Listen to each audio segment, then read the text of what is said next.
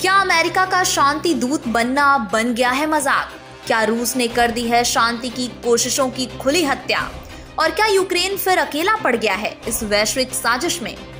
कूटनीति की मेज पर रखे फूल अब बारूद में बदल चुके हैं। यूक्रेन की जमीन पर रूस के धमाके फिर गूंज उठे हैं। रूस यूक्रेन के बीच जंग की दहाड़ एक बार फिर शोर मचाने लगे हैं। शांति की उम्मीद ने अभी सांस लेना शुरू ही किया था कि आसमान को चीरते हुए यूक्रेन पर फिर बरसने लगी हैं रूस की मिसाइलें। लेकिन ये सिर्फ हमला नहीं है, ये दुनिया की उस उम्मीद पर हमला है जो सोचती है कि बातचीत से जंग रुक सकती है। ये एक सीधा सवाल भी है कि क्या अब दुनिया में बात से नहीं बारूद से फैसले होंगे। सोमवार से मंगलवार तक रूस ने यूक्रेन पर 60 ड्रोन दागे। रूस के रक्षा बलों ने रात भर में 7 रूसी क्षेत्रों में 99 यूक्रेनी ड्रोन गिराए। यही नहीं, शुक्रवार और रविवार के बीच भी रूस ने यूक्रेन पर लगभग 900 ड्रोन दागे। रूस ने 3 साल पुराने युद्ध का अपना सबसे बड़ा ड्रोन हमला किया, जिसमें 355 ड्रोन दागे गए।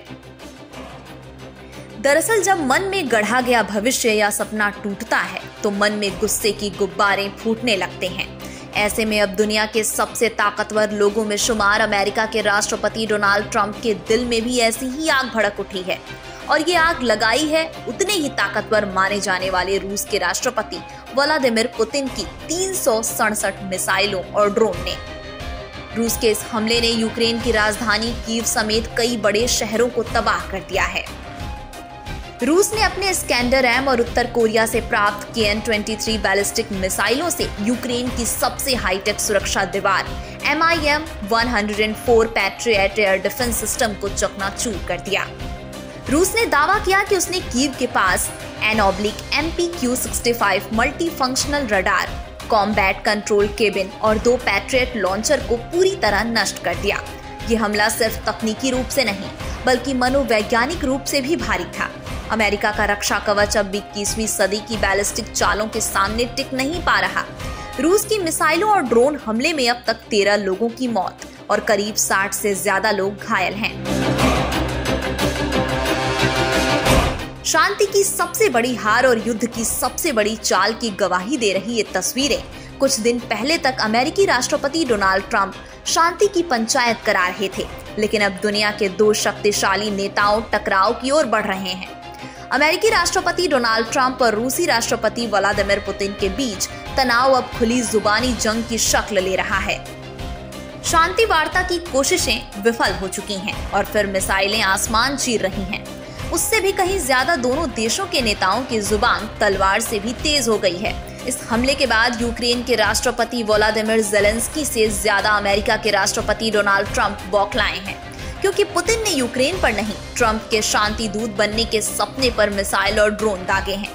डोनाल्ड ट्रंप का दर्द गुस्से के रूप में इस ट्वीट में दिख रहा है, जो अब पुतिन पर सीधा हमला बोल रहे हैं कि वो आग से खेल रहे हैं।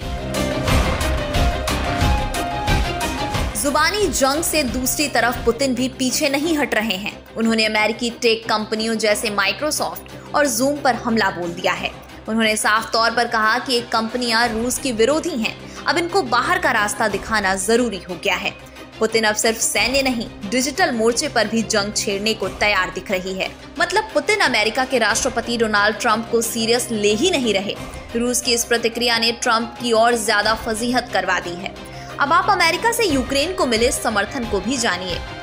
अमेरिका ने इस पूरे संघर्ष में यूक्रेन को खुलकर समर्थन दिया है, सैन्य मदद से लेकर आर्थिक सहायता तक। अब तक अमेरिका ने $70 अरब से अधिक की सहायता पैकेज यूक्रेन को दिए हैं, जिनमें उन्नत हथियार, टैंक, ड्रोन और प्रशिक्षण शामिल है। ट्रंप की तरफ से शटल कूटनीति पहले ही रूस यूक्रेन के मामले में दम तोड़ चुकी है, लेकिन पुतिन के हमलों के जवाब में ट्रंप ने भी कहा है कि वे न सिर्फ रूस पर प्रतिबंध बढ़ाएंगे बल्कि यूक्रेन को युद्ध की खुली छूट भी देंगे। अगर ट्रंप हथियारों की सीमाएं हटाते हैं तो इसका मतलब होगा कि यूक्रेन अब रूसी सीमा के भीतर गहराई तक हमले कर सकेगा, उन एयरबेस और ठिकानों पर भी जो अब तक सुरक्षित माने जाते थे। अब ट्रंप के शांति दूत की यात्रा को भी जान लेते हैं।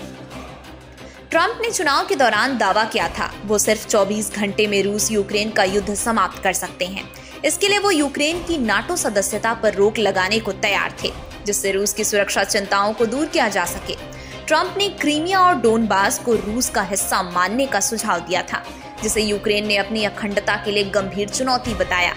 ट्रंप की योजना में रूस पर लगे अमेरिकी प्रतिबंधों को हटाने का सुझाव भी शामिल था, जिससे रूस को आर्थिक राहत मिल सकती थी। डोनाल्ड ट्रंप की इस शांति योजना को यूक्रेन, यूरोपीय देशों और अमेरिका के एशियाई सहयोगियों का समर्थन नहीं मिला। ट्रंप ने भले ही 24 घंटे में युद्ध समाप्त करवाने के दावे किए हों, लेकिन युद्ध जारी रहने से उनका शांति दूत बनने का सपना लगभग टूट गया है। रूस के बड़े हमले ने ट्रंप के शांति के प्रयासों को पटरी से उतार दिया है। जंग सिर्फ हथियारों से नहीं लड़ी जाती, विचारों, प्रचारों और स्वार्थों से भी लड़ी जाती है। यूक्रेन में गिरती मिसाइलें हमें एक ही बात याद दिलाती हैं, शांति कभी मुफ्त नहीं मिलती, उसे बचाना पड़ता है, समझौते करने पड़ते हैं।